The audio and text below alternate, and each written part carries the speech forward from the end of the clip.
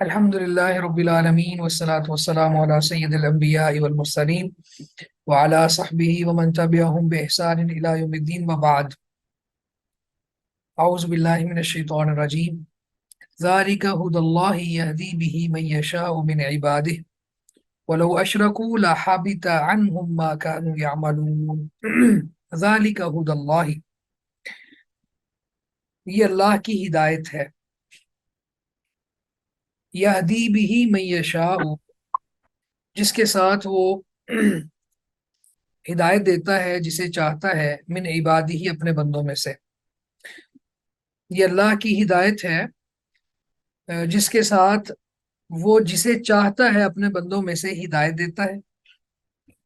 ولو اشرکوا، اور اگر وہ شرک کریں گے یعنی اگر وہ شریک بناتے، اگر یہ لوگ شریک بناتے، لحبط عنہم ما كانوا يعملون، تو یقیناً یہ لام جو ہے یہ تاکید کی ہے، لام تاکید، لحبط، یقیناً ضائع ہو جاتے، عنہم، ان سے، ما کانوا یعملون، جو وہ عمل کرتے تھے، یعنی تو یقیناً ان سے ضائع ہو جاتا وہ جو کچھ کیا کرتے تھے۔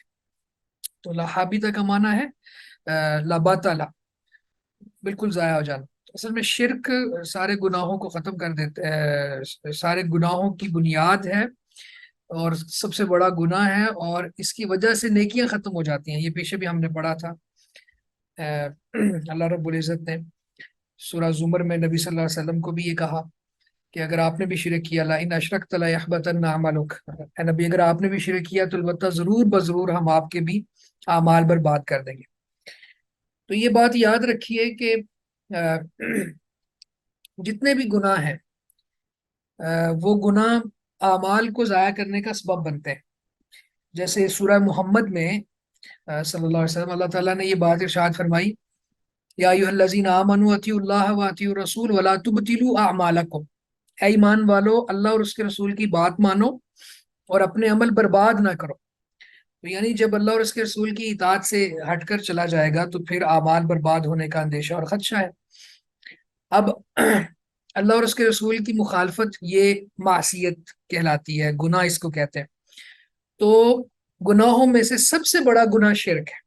تو یہ کیسے ممکن ہے؟ میں بلکہ ایک حدیث پڑھ رہا تھا کہ کتا پالنا بغیر ریزن کے، بغیر وجہ کے، اگر کوئی شخص کتا پالتا ہے جو شریعت نے اجازت دی ہے، وہ اجازت اس کے پاس نہیں ہے، وہ ریزن نہیں ہے، کسی اور وجہ سے پالتا ہے، جیسے شوقیہ لوگ پال لیتے ہیں، تو ایسے بندے کے نامہ اعمال سے روزانہ 2 قیرات نیکیوں کے کم ہوتے ہیں، اور 1 قیرات احد پہاڑ جتنا ہے۔ تو اس کا مطلب ہے کہ اللہ کی معصیت، نافرمانی کرتے ہوئے گناہوں کا مغلظ ہونا، یعنی جتنے گناہ بڑے ہوں گے اتنے اعمال برباد زیادہ ہوں گے۔ تو شرک سب سے بڑا گناہ ہے، تو اس وجہ سے پھر سارے کے سارے اعمال برباد ہو جاتے ہیں۔ تو یہاں پہ اللہ رب العزت نے اس بات کو ریپیٹ کیا جو پچھلی آیات میں ہم نے پڑھا کہ وَلَوْ أَشْرَكُوا لَحَبِطَ عَنْهُمْ مَا كَانُوا يَعْمَلُونَ، اگر وہ شریک بناتے تو جو وہ عمل کرتے تھے سب برباد ہو جاتا۔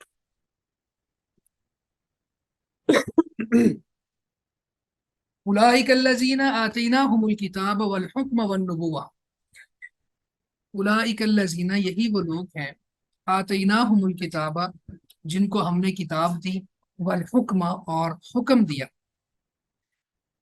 کتاب تو وہ کتابیں جو اللہ کی طرف سے نازل ہوتی تھیں، اور حکم کا مطلب حکمت بھی ہے اور فیصلے کی قوت بھی ہے اور علم بھی ہے، والنبوۃ، اور نبوت۔ این یکفر، پس اگر یہ کفر کریں گے، بہا، اس کے ساتھ، ہاں اولائی، یہ لوگ، اگر یہ لوگ اس کے ساتھ کفر کریں گے، یعنی جو چیزیں ہم نے نازل کی ہیں، انبیاء کو دی ہیں، فقد وکلنا بہا قوما لیسوا بہا بکافرین، فقد وکلنا، تو یقیناً ہم مقرر کر دیں گے، بہا، اس پر، قومن، ایسی قوم کو، ایسے لوگوں کو، لیسوا بہا بکافرین، جو کسی صورت اس کا انکار کرنے والے نہیں ہیں۔ یہی وہ لوگ ہیں جنہیں ہم نے کتاب اور حکم اور نبوت عطا کی، پھر اگر یہ لوگ ان باتوں کا انکار کریں تو ہم ان کے لیے ایسے لوگ مقرر کر دیں گے جو کسی صورت اس کا انکار کرنے والے نہیں ہیں۔ اب یعنی لفظی طور پر اگر دیکھا جائے تو وکلنا کا معنی ہوتا ہے سونپ دینا یا سپرد کر دینا یا کسی کو ذمہ داری دے دینا. تو اللہ رب العزت یہاں پہ ارشاد فرماتے ہیں پیچھے انبیاء کا تذکرہ کر کے کہ یہی انبیاء جو تھے ان کو اللہ کی طرف سے کتابیں بھی ملی، حکم یعنی قوت فیصلہ بھی ملی، حکمت بھی ملی، علم بھی ملا، نبوت سے بھی سرفراز ہوئے. تو اگر یہ لوگ ہا اولائی کا معنی ہے اہل مکہ، یہاں پہ ہا اولائی کا معنی اہل مکہ، اور اگر اہل مکہ ان کا انکار کریں گے، کفر کریں گے پہلے انبیاء کا یا موجودہ نبی کا، تو پھر اللہ کے پاس کوئی افراد کی کمی نہیں ہے، اللہ کے پاس کوئی بندوں کی کمی نہیں ہے، لوگوں کی کمی نہیں ہے. اللہ تعالیٰ ان پر ایمان لانے کے لیے کچھ لوگ مقرر کر دے گا، اور جس طرح اللہ نے کیے بھی. تو وکلنا بیہا کا معنی ہے الزمنا بالایمان بیہا، کہ ہم کچھ لوگوں کو اس بات پر مقرر کر دیں گے کہ وہ ضرور ایمان لے آئیں، تو جو اس کے ساتھ کفر نہیں کریں گے بلکہ اس پر ایمان لائیں گے. تو یہاں پہ اللہ رب العزت نے یہ بات ارشاد فرمائی، ہا اولائی سے مراد اہل مکہ، اور وہ لوگ جن کو اللہ تعالیٰ نے اس بات پر مقرر کر دیا کہ وہ ایمان لائیں، تو یہ مہاجرین اور انصار اور قیامت تک آنے والے سارے مومنین ہیں. تو اللہ کے نبی صلی اللہ علیہ وسلم کو اللہ تعالیٰ یہاں پہ تسلی بھی دے رہے ہیں، اور کفار مکہ کو، قریش مکہ کو یعنی شرم بھی دلا رہے ہیں کہ تم اگر ایمان نہیں لاؤ گے تو تم اپنا نقصان کرو گے. اس کا قطعاً یہ مطلب نہیں ہے کہ یہ نبی معاذ اللہ سچا نہیں ہے اور اس کی فالوئنگ کم ہوگی تو یہ دنیا کا معیار ہے. یہ میرے پاس یہ معیار نہیں ہے. کسی کی فالوئنگ دیکھ کے اچھا اور برا یہ پہچان کرنا یہ اللہ کی سنت نہیں ہے. اللہ کی سنت یہ ہے کہ مخلص لوگ ہوں گے جو پختہ ایمان میں ہوں گے، اور ان کے ساتھ پھر نبی ان کی تربیت کر کے پوری دنیا پر دین غالب کر سکیں گے. یہاں پہ اللہ رب العزت نے قریش مکہ کو اور کفار مکہ کو یہ بات باور کروائی، اور پھر ایسا ہوا کہ اللہ تعالیٰ نے جو لوگ مقرر کیے تھے صحابہ کرام کی صورت میں رضوان اللہ اجمعین، انہوں نے پھر اتنا پختہ ایمان کا نمونہ بن کے دکھایا اور ایمان کے اوپر جم کے اور استقامت دکھائی کہ ہمارے لیے مثالیں بن گئی. اولئک الذین ھدی اللہ، اولئک یہی لوگ ہیں، الذین وہ، ھدی اللہ جنہیں اللہ نے ہدایت دی، فبہداہ مقتدی سو تو بھی ان کی ہدایت کی پیروی کر. قل کہہ دیجئے، لا اسألکم علیہ اجرا، لا اسألکم نہیں میں سوال کرتا تم سے، علیہ اس پر، اجرا اجرت کا، کسی اجرت کا، میں تم سے اس پر کسی اجرت کا سوال نہیں کرتا.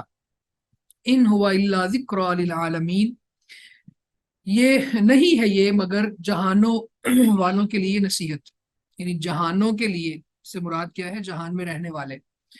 تو یہ تو تمام جہانوں کے لیے ایک نصیحت کے سوا کچھ نہیں ہے. یہی وہ لوگ ہیں جنہیں اللہ نے ہدایت دی، پس اے نبی آپ بھی ان کی ہدایت کی پیروی کیجئے، اور یہ کہیے کہ جو میں تمہیں سمجھاتا ہوں، سکھاتا ہوں، تمہیں دین بتلاتا ہوں، اس پر میں کسی اجرت کا سوال نہیں کرتا. یہ تو جہانوں کے لیے نصیحت کے سوا کچھ نہیں. یہاں پہ اولئک سے مراد الانبیاء ہیں، چونکہ پیچھے تذکرہ انبیاء کا ہے تو انبیاء. اور ان ہوا الا ذکر کا معنی کیا ہے کہ یہ جو قرآن ہے یہ تذکیر کے سوا کسی اور کام کے لیے نہیں آیا. جیسے سورہ طٰہٰ میں اللہ رب العزت نے اس کے آغاز میں فرمایا کہ یہ قرآن ہم نے اس لیے نہیں نازل کیا لتشقیٰ، تاکہ آپ مصیبت میں، مشقت میں پڑ جائیں، بلکہ یہ تو جہانوں کے لیے نصیحت ہے. تو یہاں بھی اس بات کا اعادہ فرمایا، یعنی اسی بات کے ساتھ ہی یہ بات ملتی جلتی ہے کہ یہ جہانوں کے لیے نصیحت ہے. تو پہلے انبیاء چونکہ اللہ کی وحی کے ساتھ بات کرتے تھے، ان کے عقائد توحید تھی، اور اسی طرح سے ان کی باقی جو چیزیں شریعتیں ہیں جو منسوخ نہیں ہوئی، اس کو کہتے ہیں شرع من قبلنا، ہم سے پہلے انبیاء کی شریعت ہے. تو اس میں یہ ضابطہ سمجھ لیجئے کہ ایسی باتیں یا ایسے احکامات جس کو اللہ رب العزت نے منسوخ نہیں کیا اس شریعت میں، تو پہلے نبیوں کی وہ باتیں بھی ہمارے لیے قابل عمل ہیں. ہاں جو بات منسوخ ہو گئی یا جس کے بارے میں پوائنٹ آؤٹ کر دیا گیا اور بتا دیا گیا کہ یہ منسوخ ہے. جیسے پہلے روزے کی لمٹ تھوڑی زیادہ ہوتی تھی، انداز مختلف تھا، پھر اس امت میں آ کے بدلتا چلا گیا. اسی طرح ابراہیم علیہ السلام کو اللہ تعالیٰ نے اسوہ حسنہ قرار دے کے ایک استثناء دے دیا کہ جو انہوں نے اپنے والد کے لیے بخشش کی دعا کا وعدہ کیا تھا اور کہا تھا، تو وہ عمل نہیں ہے. مشرک کے لیے دعا نہیں کی جا سکتی. وہ ابراہیم علیہ السلام کو جب پتہ چلا کہ وہ اللہ کا باغی ہے، دشمن ہے، تو انہوں نے اس سے برات کا اعلان کر لیا. تو پہلی امتوں، پہلے انبیاء کی جو شریعتیں تھیں وہ ہمارے لیے بھی قابل حجت ہیں، اللہ کہ کوئی منسوخ ہو جائے جس کا نسخ ثابت ہو. تو یہاں پہ یہ بات ہے کہ یہ اللہ کی ہدایت پر ہی چل رہے تھے، تو آپ بھی ان کی ہدایت کی پیروی کریں. ٹھیک ہے، تو جو انسٹرکشنز ان کو دی گئیں آپ بھی ان کو فالو کریں. لیکن ساتھ ہی یہ بات اضافی سمجھ لیجئے کہ جو منسوخ ہو گئی ہے، جو ہماری شریعت میں نہیں ہے، وہ پھر قابل حجت نہیں ہے، قابل عمل نہیں ہے. اس کے بعد اگلی بات، قل لا اسألکم علیہ اجرا، کہہ دیجئے کہ میں اس پر کوئی اجرت نہیں مانگتا. تو دین کی نشر و اشاعت کے لیے اگرچہ علماء کے لیے اجرت لینا جائز ہے، پر انبیاء صراحتاً یہ بات کہتے تھے، اور انبیاء تو اجرت لیتے بھی نہیں تھے. وہ تو کہتے تھے میرا رزق اللہ کے ذمے ہے. اور اس سے اس بات کی نفی ہوتی ہے کہ شاید یہ لالچ میں آ کے کوئی ہمارے معبودان باطلہ کو کرٹیسائز کر رہے ہیں، یعنی جھوٹے معبودوں کو قابل تنقید سمجھ رہے ہیں اور تنقید کا نشانہ بنا رہے ہیں. تو ہوتا ہے نا کہ بعض بندے کو لالچ نہ ہو. تو یہاں پہ صراحت کے ساتھ اس بات کی نفی کروائی اللہ رب العزت نے کہ آپ ان سے کہیں مجھے کوئی اجرت نہیں چاہیے، کوئی دنیاوی متاع یا مفاد نہیں ہے میرے پیش نظر. میں یہ جو اللہ کی زمین پر اللہ کا داعی بنا ہوں، اور جو اللہ نے مجھے نبوت سے سرفراز کیا ہے، اور اس مشن کو میں تم تک پہنچا رہا ہوں، اور اللہ تعالیٰ کے ساتھ تمہارا تعلق مضبوط کرنے کا خواہاں ہوں. اس پر مجھے کوئی لالچ نہیں ہے، کوئی دنیاوی مفاد پیش نظر نہیں ہے. ان ہوا الا ذکر للعالمین، یہ تو جہانوں کے لیے، تمام جہانوں کے لیے نصیحت ہے. اس بات سے یہ بات بھی سمجھ آئی کہ اللہ کے نبی صلی اللہ علیہ وسلم کی رسالت عالمگیر ہے، اور دو مخلوقات جو مکلفین ہیں، ایک انسان اور ایک جن، تو دونوں طرف اللہ کے نبی صلی اللہ علیہ وسلم مبعوث کیے گئے تھے. تو سارے جہانوں کی طرف بھیجے گئے ہیں، مبعوث کیے گئے ہیں. اور ان میں سے جو مکلف مخلوقات ہیں، جن و انس، ان دونوں کے لیے بطور خاص. وما قدر اللہ حق قدرہ، وما قدر اللہ، اور انہوں نے قدر نہیں کی اللہ کی، حق قدرہ، جو اس کی قدر کا حق تھا. یہ آگے دو باتیں بتا کے یہ قدر کی بات ہے کہ یہ انہوں نے، یعنی وما قدر اللہ حق قدرہ کا معنی ہے کہ انہوں نے اپنے رب کو صحیح طرح سے پہچانا ہی نہیں. ٹھیک ہے، ابھی آگے بات آئے گی کہ کیا دلیل ہے کہ انہوں نے نہیں پہچانا. نمبر 1، اذ قالوا ما انزل اللہ علی بشر من شیء، اذ قالوا، جب انہوں نے کہا، ما انزل اللہ علی بشر من شیء، کہ اللہ نے کسی بشر پر کوئی چیز نہیں اتاری. قل، کہہ دیجئے، من انزل الکتاب الذی جاء به موسیٰ نورا وہدی للناس. قل، کہہ دیجئے، من، کون ہے وہ، انزل الکتاب، جس نے کتاب کو نازل کیا، الذی جاء به موسیٰ، وہ کتاب جو موسیٰ لے کر آئے تھے، نورن، جو روشنی تھی، وہدن، اور ہدایت تھی، للناس، لوگوں کے لیے، تجعلونہ قراطیس، تم نے اس کو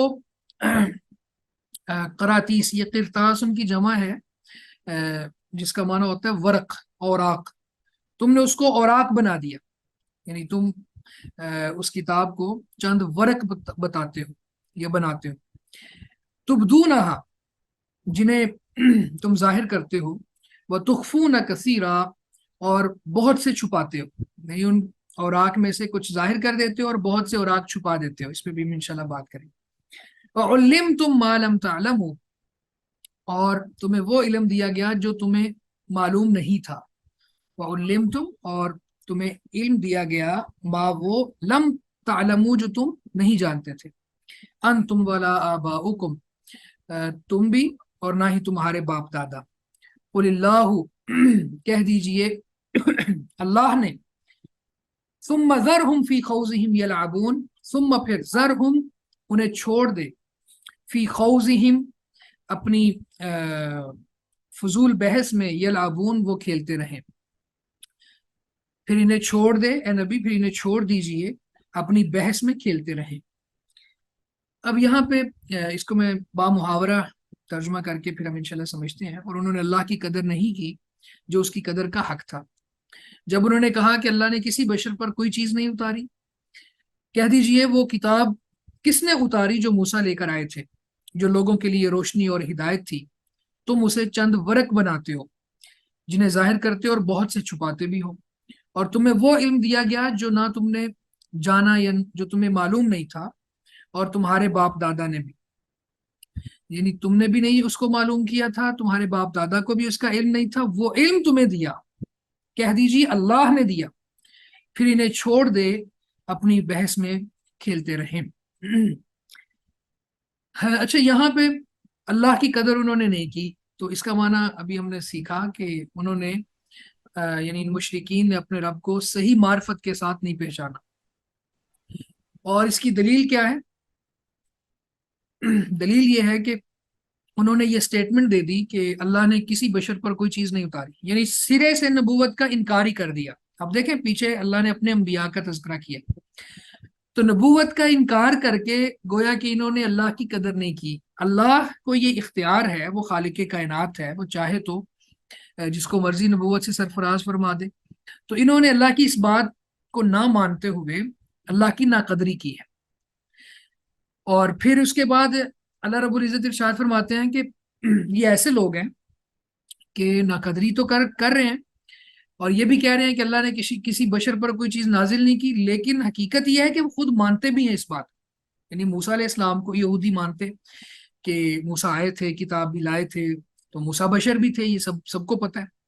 تو ایک طرف یہ کہتے ہیں، اور دوسری طرف جب آخری نبی محمد رسول اللہ صلی اللہ علیہ وسلم اس دنیا میں تشریف لائے تو پھر انہوں نے یہ انکار کر دیا کہ بشر کے اوپر اللہ تعالیٰ نبوت بھیجے گا، ہم نہیں مانتے۔ تو یہ ایسی بات جسے وہ ایک اینگل سے مانتے ہیں، دوسرے زاویے سے انکار کرتے ہیں، تو اس کا مطلب یہ ہے کہ ان کے دل میں بغض ہے، عناد ہے، تعصب ہے، جس وجہ سے انہوں نے یہ بات کہی، اور یہ ہے اللہ کی قدر نہ کرنا، اللہ کی ناقدری کرنا۔ تو انہوں نے اپنے خالق کو پہچانا ہی نہیں ہے، یعنی اس کی قدر ہی نہیں کی، اس کو بہت ہلکا سمجھا انہوں نے۔ اسی طرح وہ موسیٰ علیہ السلام پر کتاب آئی جس کو یہ کراتیس بنا لیا انہوں نے۔ میں نے کہا کراتیس کرتاس ان کی جمع ہے، اور اس کا معنی ہوتا ہے مختلف اوراق، یعنی تختیوں پہ لکھ لینا یا اوراق پہ لکھ لینا، مقطع یعنی الگ الگ۔ تو یہ کرتے کیا تھے کہ یہ انہوں نے الگ الگ کیے ہی اس وجہ سے۔ یہاں پہ حافظ عبدالسلام بن محمد رحمہ اللہ نے بہت خوبصورت بات کی، وہ کہتے ہیں کہ انہوں نے یہ الگ الگ اس لیے کیے ہوئے تھے کہ چونکہ تحریف کرنی تھی انہوں نے، اور چھپانی تھی چیزیں جو اللہ نے یہاں پہ بیان فرمائی ہیں، اور یہاں پہ اللہ رب العزت نے یہ کراتیس کے ساتھ ہی یہ بات کہہ دی، تبدونہا و تخفونہا کثیرا، تم ظاہر بھی کرتے اور بہت سا چھپاتے بھی۔ تو جب ایک پوری بک ہوگی تو اکٹھی وہ لا کے پیش کریں گے، تو پھر اس میں سارے مسائل ہی سامنے آ جائیں گے۔ تو جب ان سے کوئی بات پوچھی جائے تو جو انہوں نے چھپانی ہوتی وہ نہ لاتے، جو ظاہر کرنی ہوتی وہ ورق اٹھا کے لے آتے۔ تو یہ طریقہ تھا ان کا حق کو چھپانے کا اور ان کو کراتیس بنانے کا۔ اسی طرح یہ جو آخر میں اللہ تعالیٰ نے فرمایا نا ذرہم فی خوضہم یلعبون، تو خوض کا معنی باطل، یعنی ان کے پاس جو باطل دین ہے یا باطل نظریات ہیں یا باطل عقائد ہیں، یا جو بھی ان کے پاس اللہ کے مقابلے میں یا شرع اللہ کے مقابلے میں یا دین کے مقابلے میں جو چیز موجود ہے وہ اس پر لگے ہوئے ہیں، تو لگے رہیں، یہ کھیلتے رہیں۔ تو یہ بھی ایک طرز ہے کہ ان کو پھر بعد میں احساس ہوگا کہ ہم یہ کیا کرتے رہے۔ وَهَذَا كِتَابٌ أَنزَلْنَاهُ مُبَارَكٌ، وَهَذَا اور یہ کتاب، ایک کتاب ہے، انزلناہ جس کو ہم نے نازل کیا، مبارکن بڑی برکت والی ہے، مصدق الذی بین یدیہ، مصدق تصدیق کرنے والی، الذی اس کی، بین یدیہ جو اس سے پہلے ہے، وَلِتُنذِرَ أُمَّ الْقُرَىٰ اور یہ کہ تو بستیوں کے مرکز کو، ومن حولہا اور جو اس کے ارد گرد ہے ان کو ڈرا، ولتنذرا اور یہ کہ تو ڈرا ام القری بستیوں کے مرکز کو، ومن حولہا اور جو اس کے آس پاس ہے یعنی ارد گرد کے لوگ ہیں ان کو بھی ڈرا، والذین یؤمنون بالآخرہ اور وہ لوگ جو آخرت پر ایمان رکھتے ہیں، یؤمنون بھی وہ اس پر بھی ایمان رکھتے ہیں، وہم علی صلاتہم یحافظون اور وہ اپنی نمازوں کی محافظت کرتے ہیں۔ اور یہ کتاب ہے ہم نے اسے نازل کیا، بڑی برکت والی ہے، اس کی تصدیق کرنے والی ہے جو اس سے پہلے ہے، اور تاکہ اے نبی آپ بستیوں کے مرکز یعنی مکہ کو اور اس کے ارد گرد کے لوگوں کو ڈرائیں، اور جو لوگ آخرت پر ایمان رکھتے ہیں وہ اس پر ایمان لاتے ہیں اور وہ اپنی نماز کی حفاظت کرتے ہیں۔ یہاں پہ یہ بات سمجھ لیجئے کہ اس کتاب یعنی قرآن مجید کے بارے میں اللہ تعالیٰ نے یہ بات ارشاد فرمائی کہ اس کو ہم نے نازل کیا ہے، یعنی یہ نسبت دینا کہ یہ اس کو ہم نے نازل کیا ہے، یہ نسبت تشریفی ہے اور یہ بہت شرف کی بات ہے کہ اللہ تعالیٰ فرمائے کہ تم جس کتاب کا انکار کر رہے ہو، جس کو تم کریٹیسائز کر رہے ہو، جس کو تم کہتے ہو کہ یہ انہوں نے خود ہی بنا لی ہے، یہ کتاب ہم نے نازل کی ہے۔ تو بات کرنے سے پہلے سوچو، یہ اپنی جو آپ کے الفاظ ہیں یا آپ کی جو جملہ ہے یا اسٹیٹمنٹ ہے اس پہ غور کرو کہ تم کیا کہہ رہے ہو۔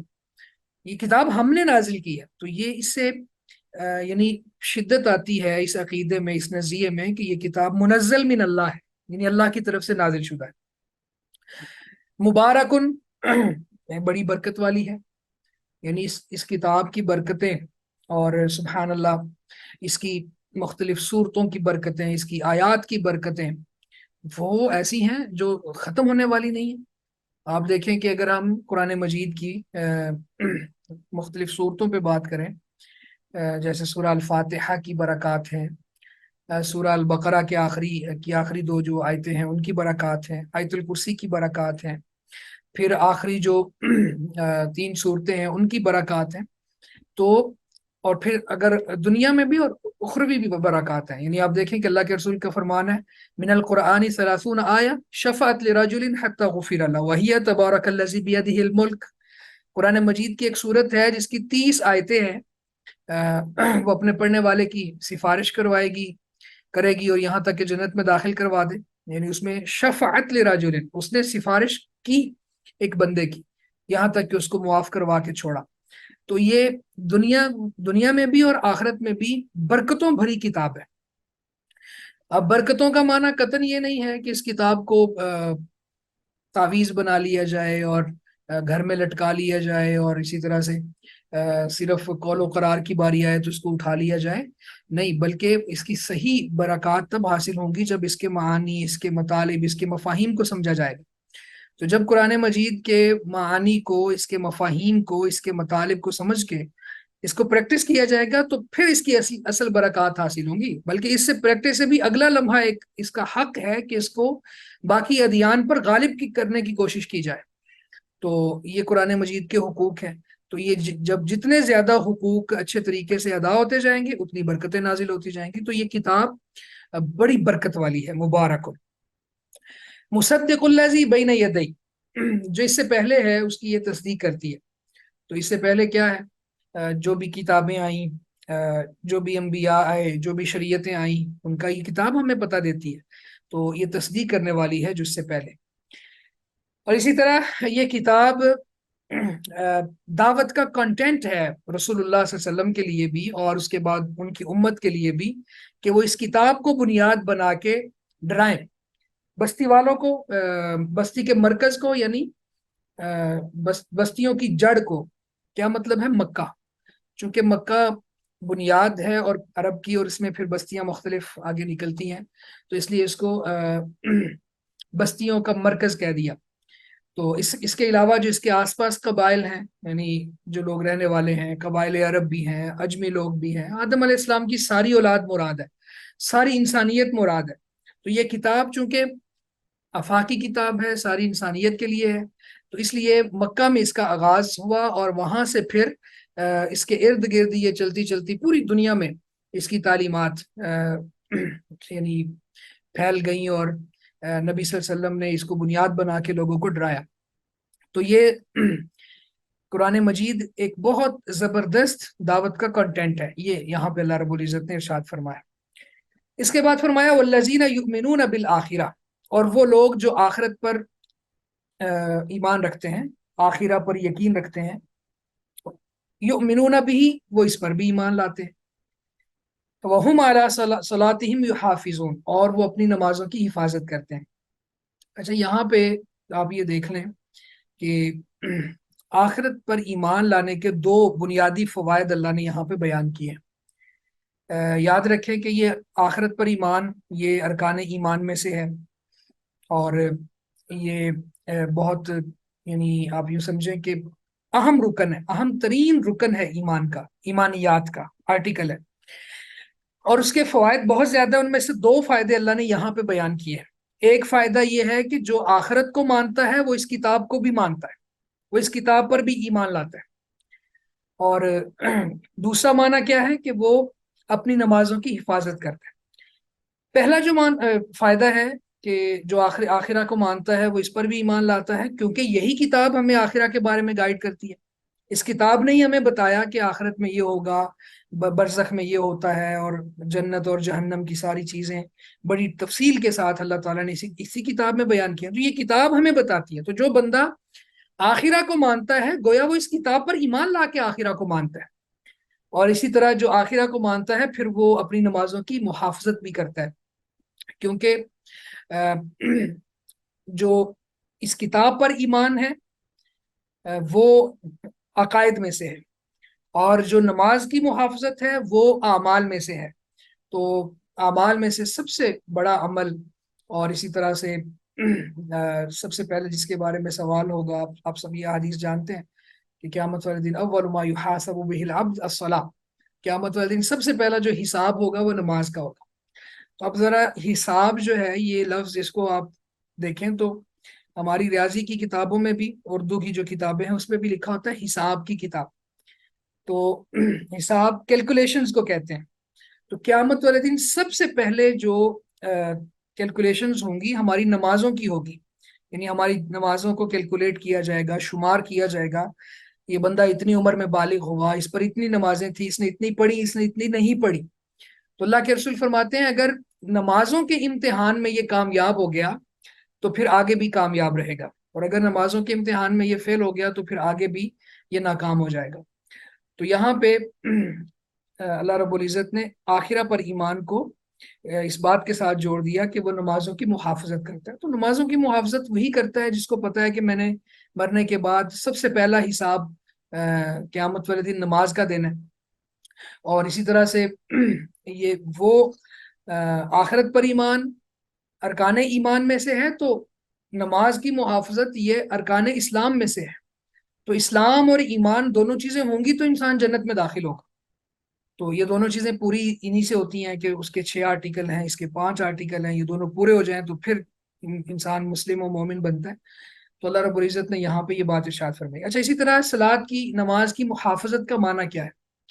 نماز کی محافظت کا معنی یہ ہے کہ یعنی وقت کے اندر پڑھی جائے، اس کو بحسن و خوبی سر انجام دیا جائے. نماز جو بندہ وقت گزرنے کے بعد پڑھتا ہے وہ اس کو ضائع کر دیتا ہے، وہ اس کی محافظت نہیں کرتا. اور نماز کی محافظت یہ ہے کہ اس کو وقت کے اندر پڑھا جائے. نبی صلی اللہ علیہ وسلم سے پوچھا گیا کہ سب سے بہترین عمل کیا ہے، تو آپ نے فرمایا الصلاۃ علی وقتہا، نماز کو اس کے وقت پر پڑھنا. اور پھر آپ یہ دیکھ لیں کہ جتنی انسان کی نمازیں خوبصورت ہوتی ہیں اتنی ہی اس کی باقی زندگی بھی خوبصورت ہوتی ہے. اور پھر ہمارے بعض اساتذہ میں سے یہ بات کہا کرتے تھے کہ اگر آپ چیک کرنا چاہیں نا کہ آپ اللہ سے کتنی محبت کرتے ہیں یا اللہ آپ سے محبت کرتا ہے یا نہیں، تو آپ اپنی نمازوں کو دیکھ لیں.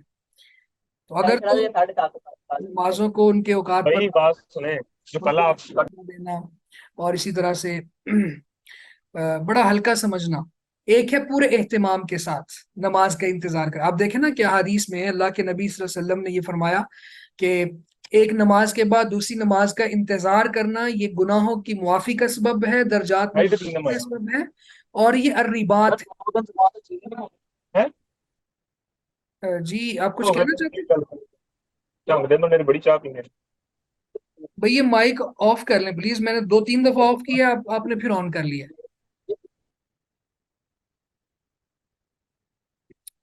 تو یعنی نمازوں کی محافظت پہ بات کر رہے تھے ہم، اللہ کی توفیق سے. تو جتنی نمازیں خوبصورت ہوں گی اتنی آپ کی باقی زندگی بھی خوبصورت ہوگی، اور جتنی آپ نماز ہو، اللہ کے رسول نے فرمایا انتظار الصلاۃ بعد الصلاۃ، ایک نماز کے بعد دوسری نماز کا انتظار کرنا یہ رباط ہے، یعنی اللہ کے رستے میں پہرا دینا ہے. اور اللہ کے رستے میں پہرا دینے کی فضیلت، جس نے صرف اتنا پہرا دیا جتنا کسی جانور کا دودھ نکالنے میں وقت لگتا ہے، یہ دنیا اور دنیا میں جو کچھ ہے اس سے بہتر ہے. تو بہرحال یہ ایک نماز کے بعد دوسری نماز کا انتظار یہ بھی محافظت میں آتا ہے، اور اس کی سنتیں ادا کرنا اور اس کو وقت پر پڑھنا، یہ ساری چیزیں اس میں آ جاتی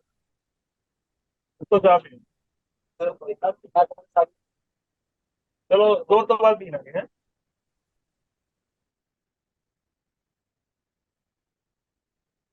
ومن ازلم ممن افترى علی اللہ کذبا، ومن ازلم، اور اس سے زیادہ ظالم کون ہے، ممن افترى علی اللہ کذبا، جو اللہ پر جھوٹ باندھے، یعنی جو اللہ پر جھوٹ باندھے اس سے بڑا ظالم کون ہے. او قال اوحی الیہ، یا وہ کہے کہ میری طرف وحی کی گئی ہے، ولم یوحى الیہ شیء. محمد شعیب بھائی آپ ایک مائک کیوں آن کر دیتے ہیں اور آپس میں محو کلام ہے آپ؟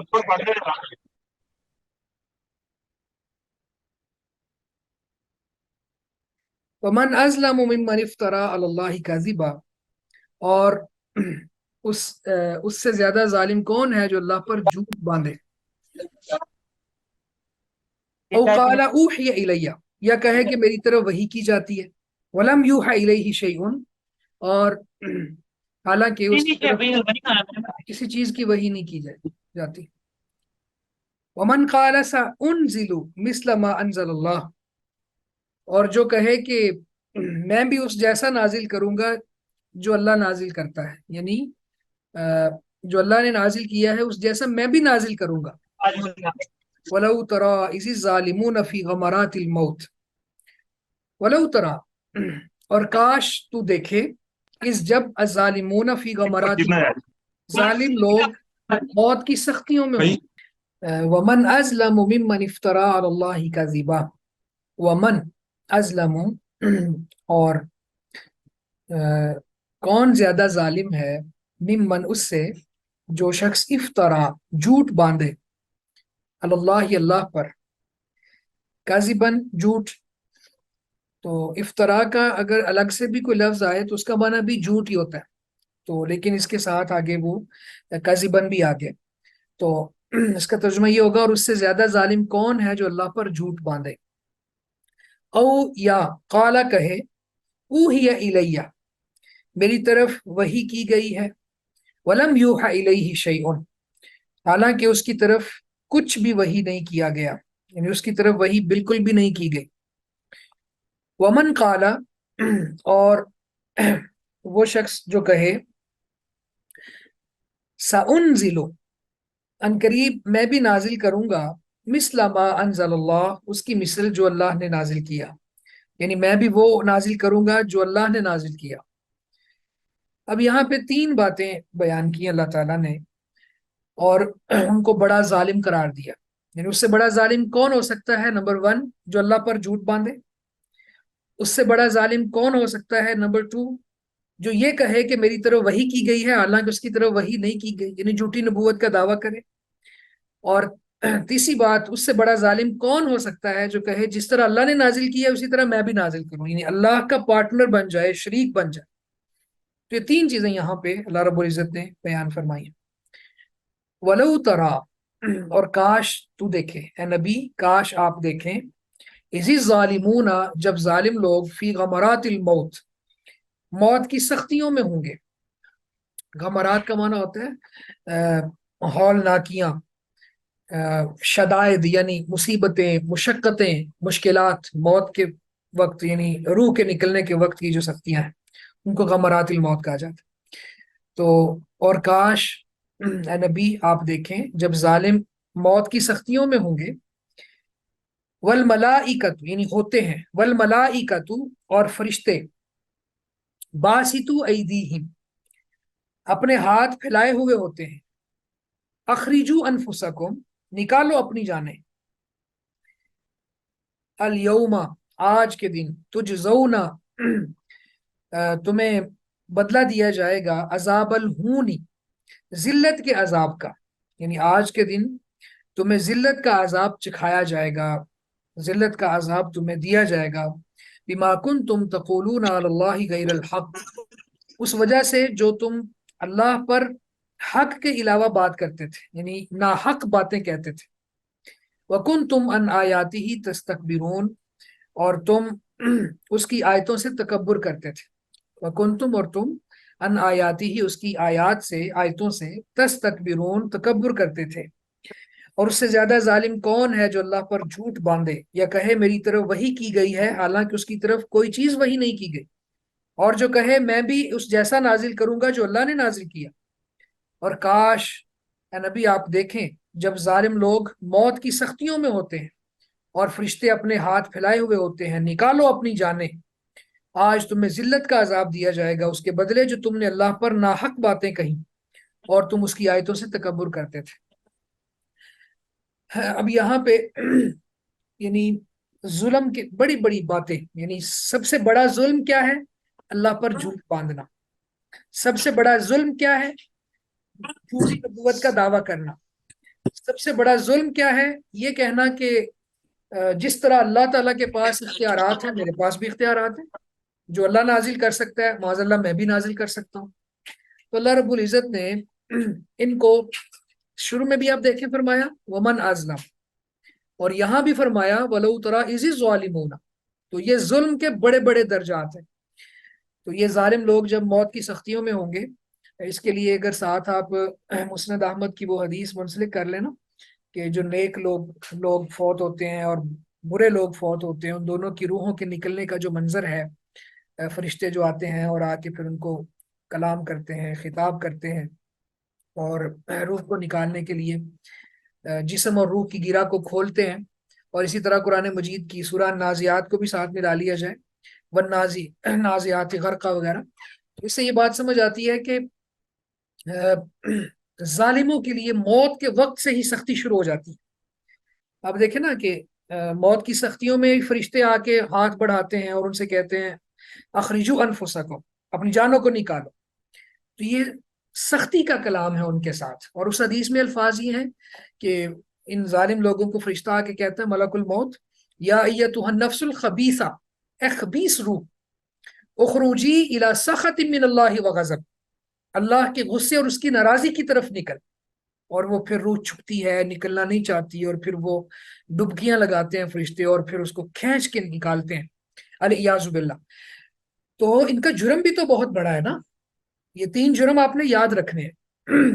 एक जुर्म अल्लाह पर झूठ बांधना, दूसरा जुर्म झूठी नबूवत का दावा करना, तीसरा जुर्म अल्लाह के इख्तियारात को मखलूक में ट्रांसफर कर देना या खुद अपने अंदर के मेरे पास भी ये सलाहियत है जो अल्लाह के पास है माज़अल्लाह अलियाज़ु बिल्लाह। तो ये इनका यानी अजाब फिर मौत के वक्त ही शुरू हो जाता है। अच्छा, कुछ ऐसे लोग भी हैं, अल्लाह का कुरान ही कहता है कि मौत के वक्त यानी जब फरिश्ते उनकी जान निकाल रहे होते हैं ना, तो उनकी पीठों पर और उनके चेहरों पर मारते हैं। तो ये वो लोग हैं जिन्होंने दुनिया में खालिक की मुखालफत की होती है, अल्लाह के मुकाबले में खड़े होते हैं, और अल्लाह रब्बुल इज़्ज़त को इन्होंने बड़ा हल्का लिया होता है। वमा कदरुल्लाह हक्का कदरिही को अभी याद करें जो हम पीछे पढ़ के आए। ये वो लोग हैं जिन्होंने अल्लाह की कदर ही नहीं की, जिन्होंने अपने खालिक को पहचाना ही नहीं।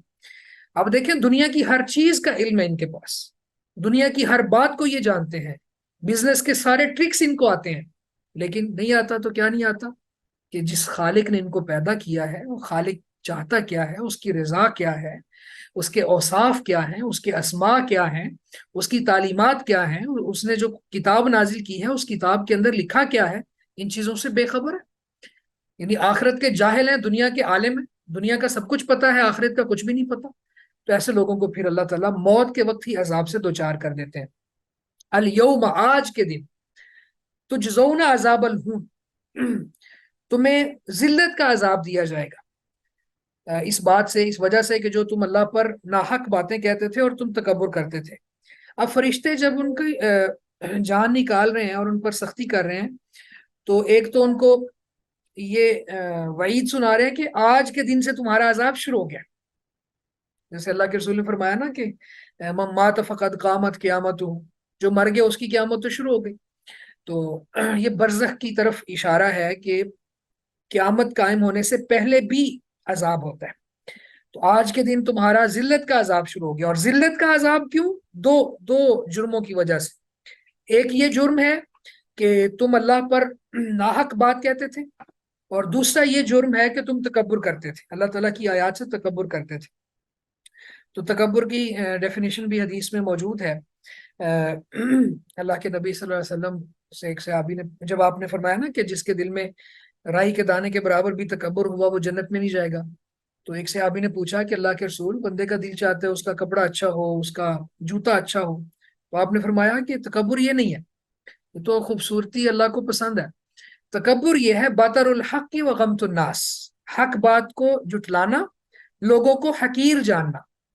اب یہ لوگ جو اللہ پر جھوٹی باتیں کہتے تھے، اس کی آیات سے تکبر کرتے تھے، ان کا طرز عمل یہ تھا کہ ایک تو یہ حق بات کو انکار کرتے تھے اتنے دلائل معجزات سننے کے باوجود بھی، اور دوسری بات یہ ہے کہ یہ مسلمانوں کو حقیر جانتے تھے اور ان کو کیڑے مکوڑے سمجھتے تھے معاذ اللہ۔ وہ کہتے تھے کہ یہ کیا، یہ ان کو کس چیز نے خوش فہمی میں ڈالا ہوا ہے کہ یہ میدان مقتل میں کود پڑتے ہیں، نبی ان کو بلاتے ہیں تو یہ چلے آتے ہیں، یہ جنت کی باتیں کرتے ہیں، یہ بہکی بہکی باتیں کرنے والے ہیں، اور ان کے پاس دنیا میں تو کچھ ہے نہیں، تو پتہ نہیں کیا سمجھتے ہیں اپنے آپ کو۔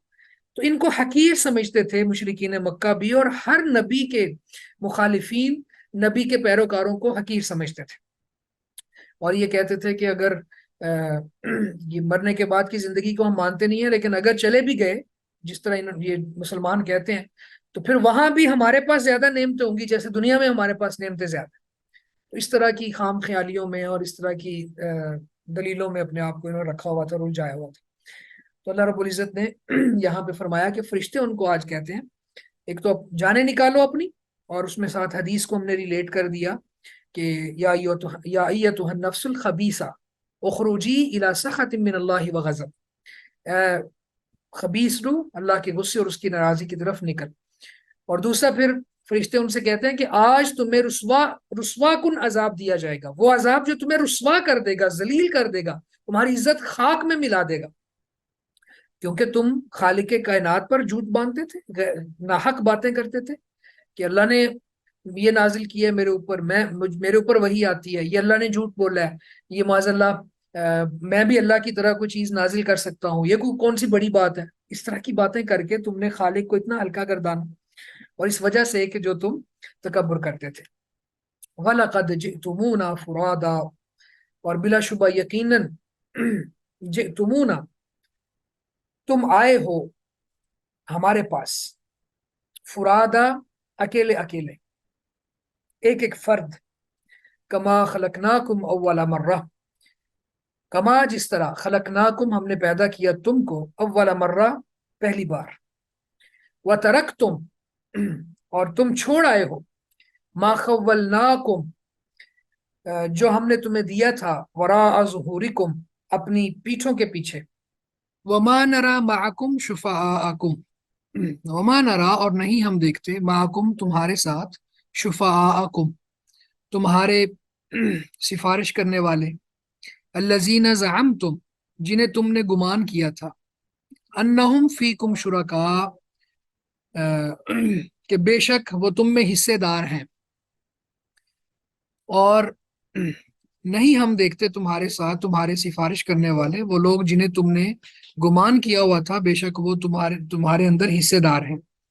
لقد تقطع بینکم بلا شبہ یقیناً تمہارا آپس کا رشتہ کٹ گیا، تقطع بری طرح سے کٹ گیا، بینکم تمہارے درمیان یعنی رشتہ، وضل عنکم اور تم سے گم ہو گیا، ما کنتم تزعمون جو تم گمان کیا کرتے تھے، اور بلا شبہ یقیناً تم ہمارے پاس اکیلے اکیلے آئے ہو جیسے ہم نے تمہیں پہلی بار پیدا کیا تھا، اور اپنی پیٹھوں کے پیچھے چھوڑ آئے ہو جو کچھ ہم نے تمہیں دیا تھا، اور ہم تمہارے ساتھ تمہارے وہ سفارش کرنے والے نہیں دیکھتے جنہیں تم نے گمان کیا تھا کہ بے شک وہ تم میں حصہ دار ہیں۔ بلا شبہ یقیناً تمہارا رشتہ کٹ گیا اور تم سے گم ہو گیا جو کچھ تم گمان کیا کرتے تھے۔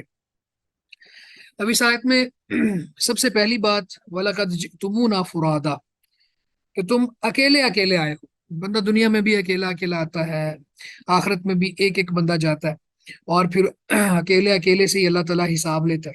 تو پیچھے چونکہ ظالموں کی موت کا منظر ہے اور موت کے وقت ان کا جو اس دنیا سے جانے کا انقطاع کا منظر بیان ہوا ہے، تو ظاہر ہے وہ اکیلے اکیلے جاتے ہیں۔ اس کے بعد پھر فرمایا کہ تمہارے پاس جو کچھ بھی تھا، تمہارا مال، تمہاری اولاد، ہم نے جو کچھ بھی دیا تھا تم پیچھے چھوڑ آئے ہو، ساتھ تمہارے کچھ نہیں آیا۔ وہ اولاد جس کی بنیاد پہ تم تکبر کرتے تھے، وہ مال جس کو بنیاد بنا کر تم نبی کے ساتھ جنگ لڑتے تھے، مخالفت کرتے تھے، وہ ساری چیزیں تم پیچھے چھوڑ آئے ہو۔ اب تمہارے ساتھ تو کچھ بھی نہیں ہے، تم اکیلے آئے ہو۔ اور اسی طرح وَمَا نَرَىٰ مَعَكُمْ شُفَعَاءَكُمْ، اور جو تم نے اپنے بارے میں کہا ہوا تھا کہ یہ ہمارے پارٹنرز ہیں، یہ اللہ کے ساتھ ہم نے شریک بنائے ہوئے ہیں، یہ وہاں پہ ہماری سفارش کریں گے، یہ تمہارے جو نظریات اور عقائد تھے، آج ہم تمہارے ساتھ کوئی سفارشی بھی نہیں دیکھتے، کدھر ہے تمہارا سفارش کرنے والا؟ تو یعنی یہ ذلت در ذلت ہے ظالموں کے لیے کہ اللہ تعالیٰ ان سے کہہ رہے ہیں کہ تمہارا سفارش کرنے والا کدھر؟ اور اس کے بعد اللہ تعالیٰ فرماتا ہے لَقَدْ تَقَطَّعَ بَيْنَكُمْ، تمہارے رشتے تو ٹوٹ گئے۔ یہ جو تم نے دنیا میں رشتے بنائے ہوئے تھے، مختلف سلسلے جوائن کیے ہوئے تھے، آج تو یہ سب کچھ ٹوٹ چکا ہے۔ تمہارے ساتھ تو کوئی نہیں آیا، تم آئے بھی تنہا ہو، تمہارے ساتھ سفارشی بھی کوئی نہیں ہے، تم نے اپنے مال و اسباب کو بھی پیچھے چھوڑ دیا ہے، وہ بھی ساتھ لے کے نہیں آئے ہو۔ اب بتاؤ تو صحیح، تم دنیا میں پھر کیا کرتے رہے؟ پھر تمہارے وہ عقائد، تمہارے وہ نظریات، آپ ذرا یہ دیکھیں کہ یہاں پہ جو مشرکین ہیں یا اللہ کے ساتھ جو شریک ٹھہراتے ہیں یا اللہ کی کے ساتھ بغاوت پر اپنے آپ کو اکسانے والے لوگ ہیں، آپ دیکھیں کہ ان کے لیے کتنا بڑا سبق ہے اس میں، کس خوبصورت انداز میں اللہ تعالیٰ ان کو سمجھا رہے ہیں۔ لیکن یہ لوگ پھر بھی باز نہیں آتے، پھر بھی انہوں نے سفارشی سمجھے ہوئے ہیں لوگوں کو کہ اللہ سے بچا لیں گے، اور میں فلاں کا کوئی نماز نہ پڑھے، کوئی صدقہ و خیرات نہ کرے، کوئی زکوٰۃ ادا نہ کرے، شریعت پر عمل نہ کرنے کے باوجود یہ سمجھتے ہیں کہ ہمارے جو پیر ہیں، ہمارے جس سلسلے کو ہم نے پکڑا ہوا ہے وہ سلسلہ ہمیں چھڑا لے گا۔ تو اللہ تعالیٰ نے یہاں پہ فرمایا کہ یہ سب تمہاری زوم ہے، یہ سب تمہاری سوچنے کی باتیں ہیں، حقیقت کے ساتھ ان کا کوئی تعلق نہیں ہے، تمہارا وہاں پہ تعلق بری طرح سے ٹوٹ جائے گا۔ وَضَلَّ عَنْكُمْ مَا كُنْتُمْ تَزْعُمُونَ، اور جو تم گمان کرتے تھے نا، جو تم